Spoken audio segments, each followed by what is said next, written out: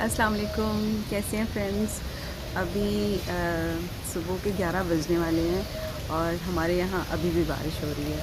कुछ लोग कहते हैं जी सारी बारिश आपके यहाँ हो रही है, सारी बारिश लाहौर में हो जाती है। तो बारिशों का मौसम है और क्या कहते हैं कि मानसून का मौसम है, तो यहाँ बारिश तो बहुत होती है। फर्दरमोर हमारे यहाँ पे दरख्त भी बहुत हैं, ग्रीनरी बहुत है। ये देखें, ढेर सारे दरख्त हैं, ढेर सारे पेड़ हैं।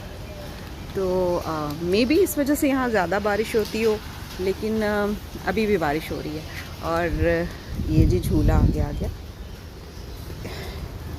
बहरहाल मौसम बहुत अच्छा है।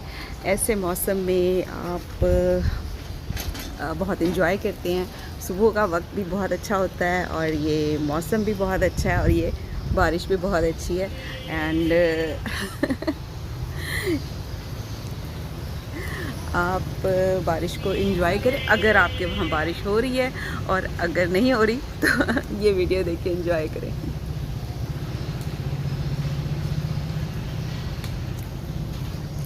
एक्चुअली ये डार्कनेस इसलिए आ जाती है कि बादल छाए हुए हैं और बहुत डार्क सा मौसम हुआ हुआ है, बहुत गहरे बादल, और सुबह का वक्त है लेकिन शाम शाम का मंज़र महसूस हो रहा है, इसलिए ऐसा हो रहा है।